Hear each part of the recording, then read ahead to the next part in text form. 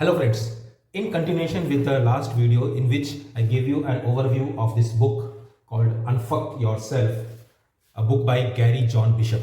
So today we'll just discuss the first chapter of this. I'll give you an overview of what this first chapter talks about. The first chapter is basically simply titled In the Beginning.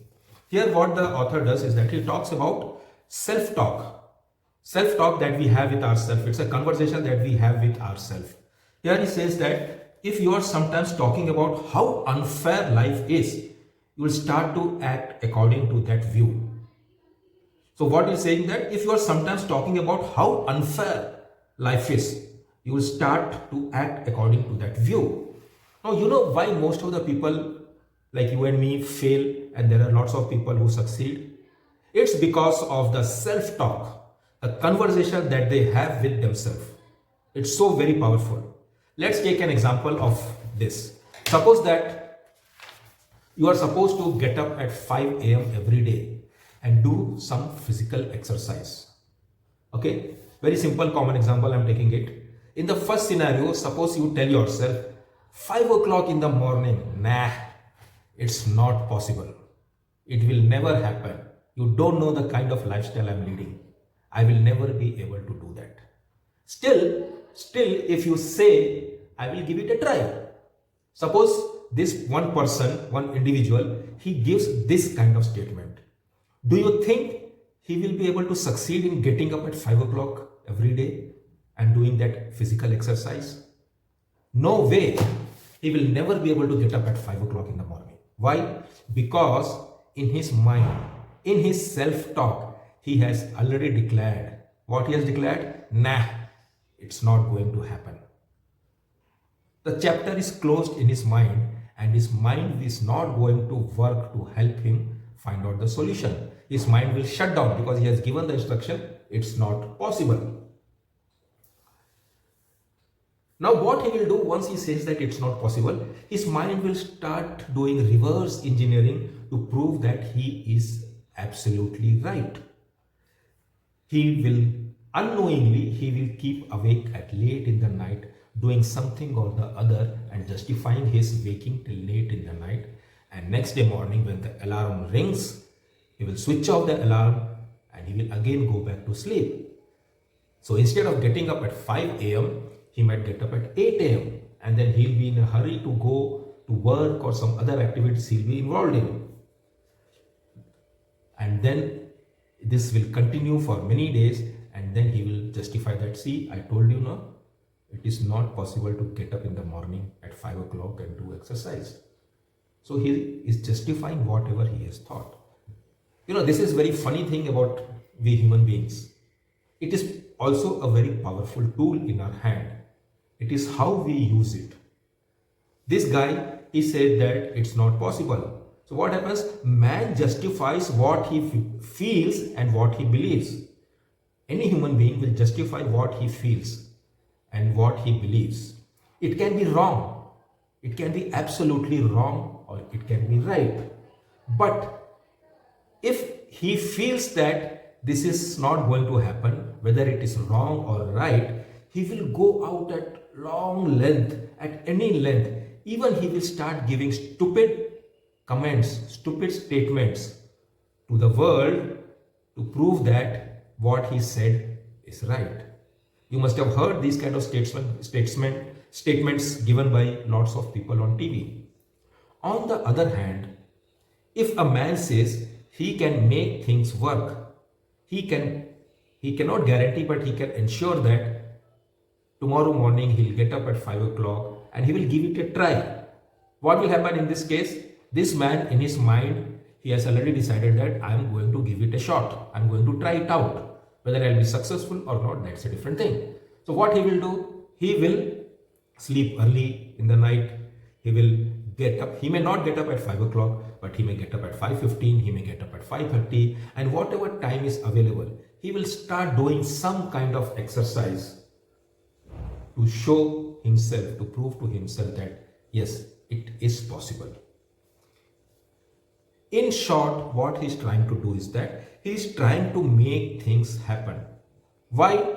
Because in his mind and in his heart, he has already decided that he can make this thing possible.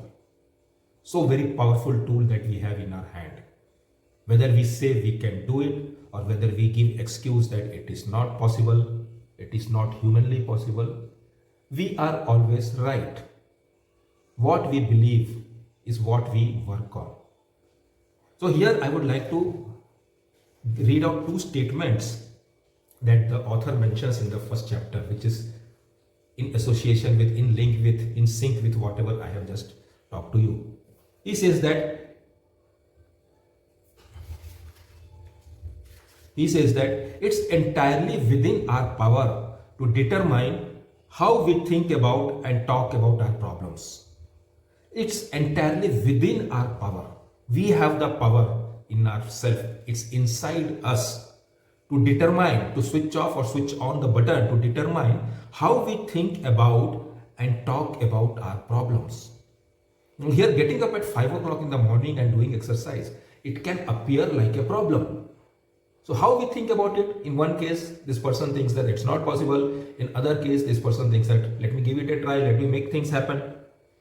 And the second thing the author here mentions is that reject your sense of injury and the injury itself disappears. This is a quote he has mentioned in this book. Reject your sense of injury and the injury itself disappears. So if you keep on sitting and thinking about your injury, it will keep on growing. It will keep on developing. It will keep on developing inside you. And a small injury will also take a form of a big wound. Maybe not physically, but mentally you will be disturbed. But if you reject this injury, that this injury, okay, this is a small injury, it will go off, I'm doing the necessary things. You don't focus on that injury and you will find that the injury has disappeared. Now, after going through these kind of things, if you ask yourself, we human beings always ask ourselves, why such things happen to me only? Why am I the victim every time? Why all kinds of bad things happen to me? It is not that you are the only chosen one who goes through these kind of things.